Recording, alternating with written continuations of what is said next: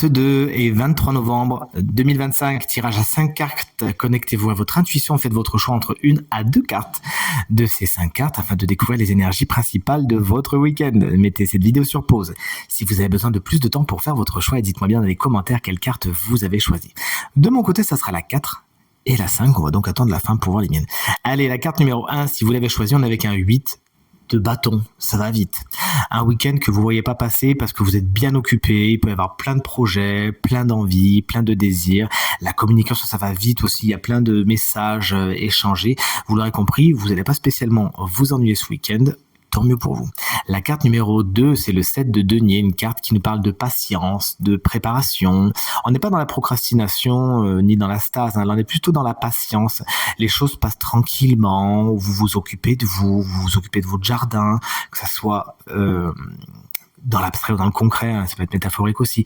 Vous l'aurez compris, une carte au cours de un week-end au cours duquel vous savez donner du temps au temps et mettre votre énergie là où c'est profitable, là où c'est rentable. La carte numéro 3, on est sur une carte inversée, on est sur le 4 de coupe. Lorsqu'il est à l'envers, vous sortez d'un espèce d'état méditatif qui faisait que vous avez peut-être pu passer à côté de certaines choses.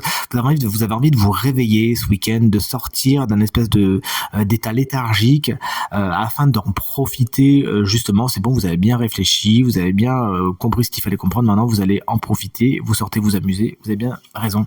La carte numéro 4, on est sur une reine de denier. Elle est inversée. Vous pourriez avoir une espèce d'inconfort, de sentiment d'insécurité ce week-end, notamment peut-être au niveau du matériel et du financier. Attention à ne pas trop vous obséder sur ça, hein. C'est ce que semble vous dire cette carte. Sur le matériel financier, sur la réussite, sur le travail, etc. C'est pas spécialement ce qui vous est le plus conseillé, vous l'aurez compris, il y a plein d'autres choses, hein. La reine de denier, ça peut représenter quelqu'un, souvent en signe de terre, Taureau, Vierge ou Capricorne, qui peut représenter quelqu'un d'étouffant pour votre week-end. Sachez tout simplement lui le dire parce que cette personne n'a pas de mauvaises intentions, hein. Et la carte numéro 5, c'est comment vous l'avez choisi. On est avec un valet de coupe qui peut augurer certains nouveaux départs au niveau émotionnel, au niveau sentimental. Il peut y avoir une rencontre sympathique. Il peut y avoir des échanges à ce niveau-là, il peut y avoir des petits messages, c'est quelque chose de l'ordre de l'émulation et de l'ordre des balbutiements de quelque chose à ce niveau-là. Vous vous enthousiasmez pour un week-end au cours duquel vous pourriez également créer des choses. Le valet de coupe, il est très créatif, il a envie d'exprimer ses émotions par la peinture, par la photo, par l'écriture, par la couture. Vous nous direz ce que vous avez choisi comme art. Le valet de coupe peut représenter également quelqu'un, souvent signe d'eau, c'est-à-dire Cancer, Scorpion ou Poisson, et souvent quelqu'un à l'esprit vif ou plus jeune que vous qui représentera une bonne nouvelle pour votre week-end, que je vous souhaite à nouveau très très bon et je vous dis à très bientôt. Salut!